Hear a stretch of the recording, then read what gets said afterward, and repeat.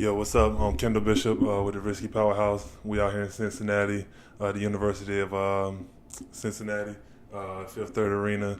What's good with you, bro? How you doing, I'm man? doing good, man. I'm JAVEON Jones from Rocky Mount, North Carolina. Graduated from Mount Zion. I transferred there my senior year. Finished up my year at Catawba after spending 3 years at Davis Community College.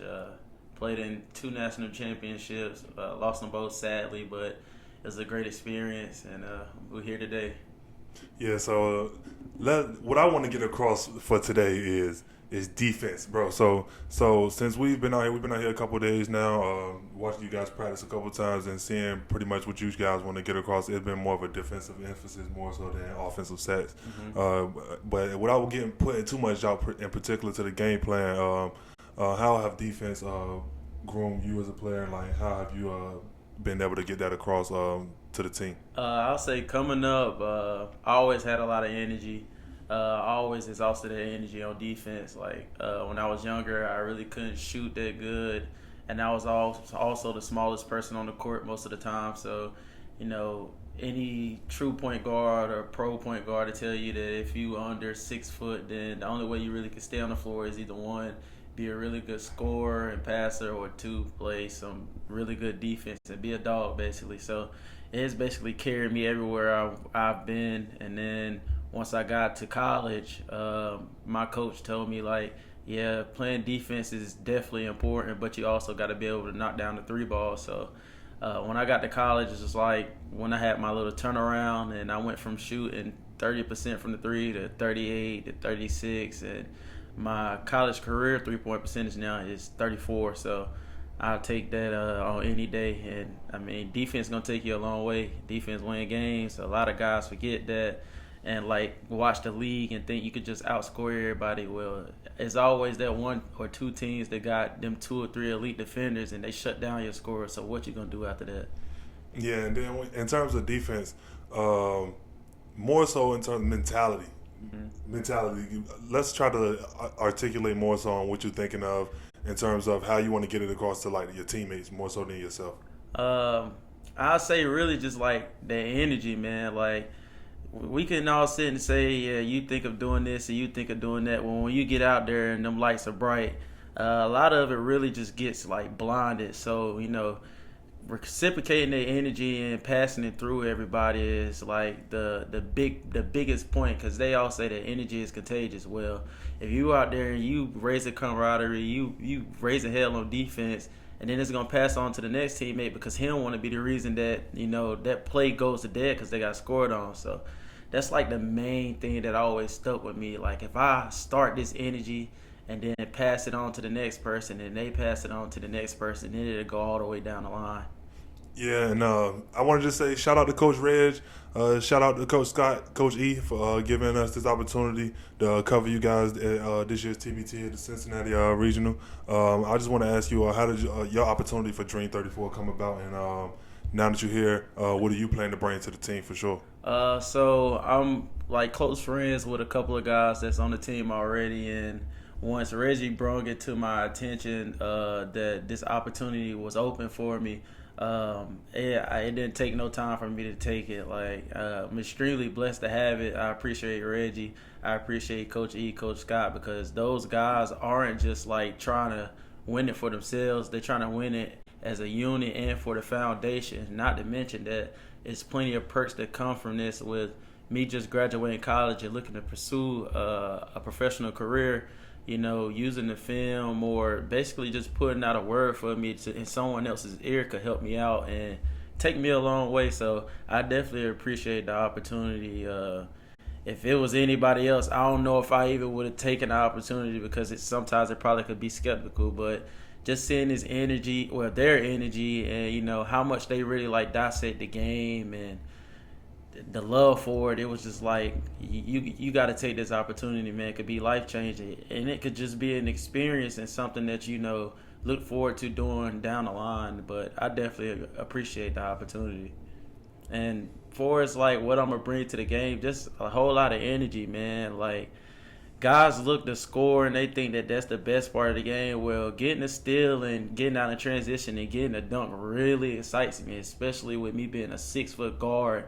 You know, people don't really look for that or they don't expect it. So once it happens, that's the game changer right there. Then we go on an 8-0, 6-0 run, and that could possibly win the game. With the Elam ending, you got to score 8 points more than the highest team, well, the highest score at the moment.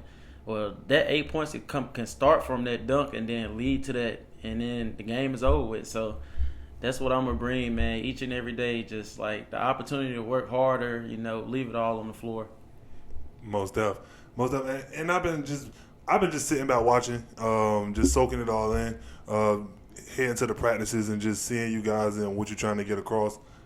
It's been fairly inspirational, I'd say, in terms of how the thought process of how each step of practice is kind of approached, the thorough articulation of how they go about explaining everything they're trying to get across to you guys. That first game, though, let's talk about the first game while we're here. The first game it started off a little slow. You know, you guys made a run. One thing I would say is you guys did a great job of closing quarters. You know, you withstood runs, took the punch, and you look up, and you might be down 2, down 1, up 2. And going into the half, I was talking to your boy and my boy Keston that I got with me, and I was just letting him know, like, bro, just notice how every time, like, the energy rise, you know, they withstand it, but the other team seem deflated. You know what I mean? When you talk about energy, how have y'all bench been a part of keeping the level of the floor at a high level? Man, I'll say, and it just goes back to it, yeah, like, bringing a lot of energy helps a lot, because when it gets passed through it, each of your teammates is like, it's nothing that can bring it down. But I will say this, QJ is like, he's a guru. Like, the man has played in the TBT for X amount of years. He's been in, I want to say, 3 regional championships. He's so poised and he keeps everybody together. And you don't really get too many players that know how to stay level-headed when they're scoring or somebody go on a run and everything is like falling apart, but he kept it together every time. Every punch that we took, he took it was like, we're good, you know, like we gonna bounce back, and that's exactly what happened. And then the bench is just like, you can control you being a good teammate, you can control having good character, and that's exactly what it is. Like, we're genuinely happy for each other, so when one does something, we all give him that praise that he deserves. Or it can even be just like a simple assist or a simply tip on a rebound or a simple box out. Like, all those little things plays a huge role in winning a game by 2, 4, maybe even 1 point. So if you do the little things, you, 1, deserve to be praised, and 2, there's just something that everybody is not going to do, so it stands out. And for the people who don't watch the TBT, QJ Peterson is his name. Check him out. He had 32 in the first game. Just to mention, they had the first game of the tournament at 1 o'clock, so it was an earlier game. Not as much like, you know, rest time or preparation in terms of coming out of practice. The 2-day that you guys had the day before. So when you think about, like, just coming out early, having to lift the gym up pretty much and let everybody know what you guys are tuning into is tough buckets. You gotta set the tone, man. I mean, you only get 1 shot at a first appearance, and however you use that shot is up to you. But I tell you one thing, if you want people to come watch you, you want people to support you, then you got to open up their eyes. And I feel like that's exactly what we did. They probably didn't expect us to come out and win that game, or they didn't expect us to come out and have the fight that we had. But showing them probably would, like, bring them back for another look at us. And I hope it does. I mean, playing tomorrow, and then after winning tomorrow, playing in the championship, we want a crowd, obviously. I mean, if we don't, we'll create our own energy, because you have to, especially when you're on the road. But if you treat it like it's home, then it'll feel like it's home. And we were recording this on Saturday of this weekend. The first game was on Friday. So just to keep y'all in tune with that timeline, looking forward to tomorrow. What without putting too much of the game plan out, what were some of the major emphasis that you guys think you can bring to the floor in terms of correcting some things that you might have felt like was mishap in the first game? I start on defense again, man. The other team that has 2 or 3 elite scorers. Mainly it's 2 on the floor together, and with the size and the grit that we have on our team, we're looking forward to, not even just shutting them down, because obviously they're pros. It's not going to be that easy, but slowing them down, wearing them down throughout the game. So when we get in the fourth quarter, and maybe even deep in the fourth quarter in the Elam ending, they'll be looking to pass because they ain't got that much energy to get all the shots up that they've been getting up. And another thing is rebounding. We struggled in the first game with keeping the team off the glass. Well, this game that we're going into, they only got one guy that really crashes the glass real hard and get offensive rebounds. So we're looking forward to seeing our bigs, be physical with them and keep them off the glass, and then run the floor to get dunked so we can create some more energy. Most definitely. And shout out to Taj Gibson. He came through, showed a lot of love. Was a super humble dude. My first time meeting Taj. But yeah, dude was a smooth operator. And I say the first game, their team was definitely competitive. Yes, it wasn't like it was an easy game. You know what I mean? It was definitely some adjustments that had to be made. What would you like to say about that in terms of going into the half and y'all was tied at half, and coming out of the half and being able to win? Like I said, man, just keeping the energy high and staying poised. Like when going into the half, we went on a little run, and we really needed that run because to start the second quarter, we started out a little slow. But I mean, it is what it is. You make mistakes and you learn from them, and I feel like that's exactly what we did.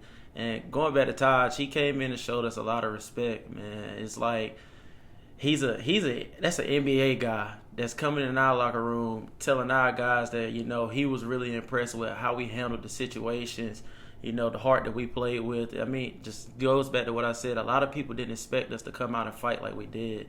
And, with us bringing in the group that we have, a bunch of guys that barely know each other and only had 2 or 3 practices to actually build some chemistry, it's showing that, we have some really good players, because the way that we've been clicking, the way that we've been dissecting the game, listening to coach, it's like everybody wants to be coached. It's just showing in the game because how we ended it, and even when we got punched, how we punched back. Yeah, and hey, man, we out here. You guys play tomorrow. JAVEON, I definitely appreciate your time, bro. No problem. Hey, man, good luck with you guys, bro. I've been just tuning in. The chemistry that you guys play with, just coming off and practicing just about 3 or 4 times, and just trying to build up something in terms of short term. It's definitely been impressive, and we we rooting for you guys. Like I said, shout out to Coach Reg for calling us up, getting us involved, and we out here. It's the Risky Powerhouse, man. Catch y'all next time. See you.